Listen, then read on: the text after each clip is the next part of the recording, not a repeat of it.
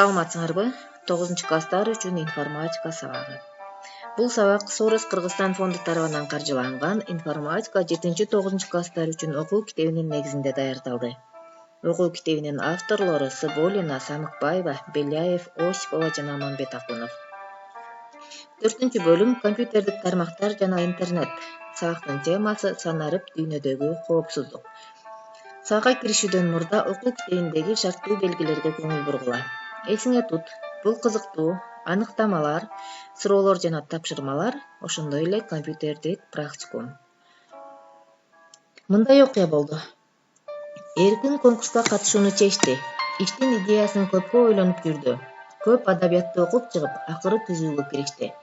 Качан анын иши акырына чыгып калганда, ал социалдык тармактардагы классташтары менен кеңешүүнү чечип, аларга ишин көрсөттү.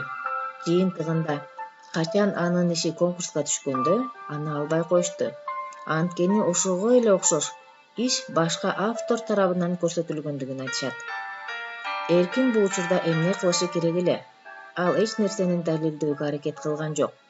Бирок туура жыйынтык чыгарды. Келгиле ойлонолу, эмне үчүн мындай болду? Жана биз бүгүн силер менен кандай теманы карайбыз? Албетте санариптик дүйнөдөгү коопсуздук. Санариптик дүйнөдөгү коопсуздук гипермейкиндик деп аталган. Бул компьютерлер жана компьютердик тармактар өзүнүн мыйзамдары жана эрежелери бар параллель аалам, чексиз мүмкүнчүлүктөрдү ачкан жана коркунучтарды камтыган мейкиндик. Ал эми маалыматтык коопсуздук болсо, бул анын натыйжасында маалыматтын бузулуп же жоголуп кетүүсүнө алып келген. Ал эми маалыматтын ээси же колдонуучусуна зыян келтирүүчү каалагандай аракеттен коргоого муктаж болгон маалыматтар, мамлекеттик жана аскер сыры, коммерциялык сыр, юридикалык сыр, врачтык сыр, өздүк маалымат, паспорттук маалыматтар, банк эсептери жөнүндө маалыматтар, сайттардагы логин жана сыр сөз, андан тышкары шантаж, опузалоо жана башкалар үчүн колдонулган каалагандай маалыматтар. Эсиңерде болсун, силер интернетте бөлүшкөн бардык маалыматтар шылуундар тарабынан колдонулушу мүмкүн. Тармакта эмне жөнүндө сүйлөштү, кандай маалыматтарды жайгаштырууну жана кимди достукка кабыл алууну биринчи ойлонгула.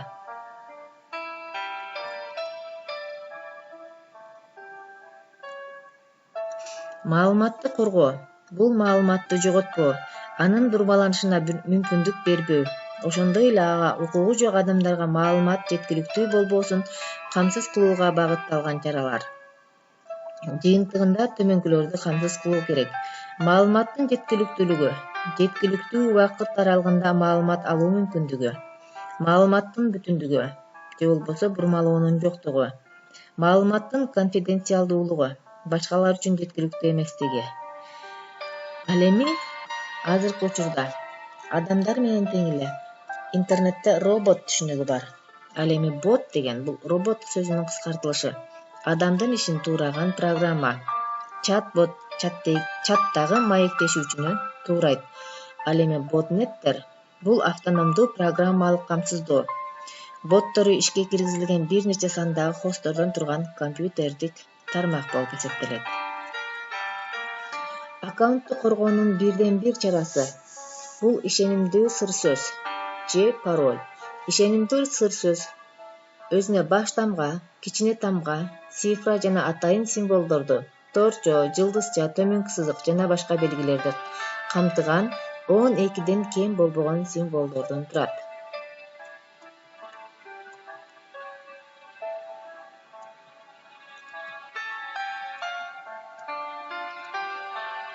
Ар кандай сыр сөздөрдү сактоо менен кыйналбастан атайын программалар, пароль менеджерлерин колдонсоңор болот. Пароль менеджерлери сыр сөздөрдү түзгөнгө, сактаганга жана колдонгонго жардам берет. Мындай программалардын ичинен эң популярдууларын бөлүп көрсөтсөк, алар KeyPass жана LastPass. Ал эми phishing деген түшүнүккө келели. Phishing балык кармоо деген англис сөзүнөн которулган. Колдонуучулардын конфиденциалдык маалыматтарына, логин жана паролуна уруксат алуу максатын койгон интернет алдамчылыктын бир түрү. Бул популярдуу брендтердин атынан массалык электрондук каттарды, ошондой эле ар кандай сервистердин ичинде билдирүүлөрдү, мисалы банктардын аты же социалдык тармактардын ичинде жөнөтүү. Катта көп учурда сырткы көрүнүшү боюнча чыныгы сайттан айырмасы жок сайттарга же редирект менен сайтка шилтемелер камтылат. Фишинг колдонуучу тарабынан тармак коопсуздугунун негиздерин билбегендигине негизделген социалдык инженериянын бир түрү. Атап келгенде, көпчүлүк жөнөкөй фактыны билишпейт. Сервистер эч качан аларга каттоо маалыматтарын, паролун жана башка билдирип коюусун өтүнгөн каттарды жөнөтүшпөйт. Колдонуучуларды аккаунтун жоготуп алуудан коргоо максатында азыркы сервистер 2 факторлуу аутентификацияны колдонууну сунуш кылышат.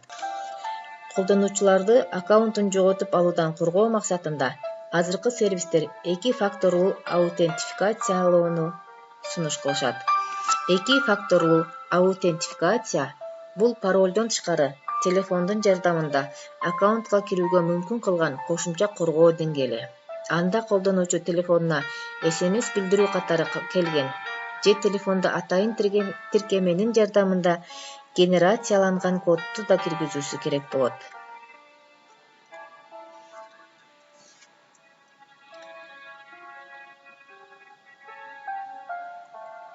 Ошентип кылмышкер сиздин аккаунтуңуздун паролун билген күндө да сиздин телефонуңузга кире албай туруп, аккаунтуңузду колдоно албайт. Анда эмесе бүгүнкү сабактан билгендерибизди кайра бир ирет эске салайлы. Кибермейкиндик бул компьютерлер жана компьютердик тармактар өзүнүн мыйзамдары жана эрежелери бар параллель аалам. Чексиз мүмкүнчүлүктөрдү ачкан жана коркунучтарды камтыган мейкиндик. Маалыматтык коопсуздук болсо, бул анын натыйжасында маалыматтын бузулуп же жоголуп кетүүсүнө алып келген. Ал эми маалыматтын ээси же колдонуучусуна зыян келтирүүчү каалагандай аракеттен коргоо. Бот — адамдын ишин туураган программа. Чат-бот чаттагы маектешүүчүнү туурайт. Ботнеттер — бул автономдуу программалык камсыздоо. Боттору ишке киргизилген бир нече сандагы хосттордон турган компьютердик тармак. Фишинг болсо, колдонуучулардын конфиденциалдык маалыматтарына, логин жана паролуна уруксат алуу максатын койгон интернет алдамчылыктын бир түрү. 2 факторлуу аутентификация бул паролдон тышкары телефондун жардамында аккаунтка кирүүгө мүмкүн кылган кошумча коргоо деңгээли.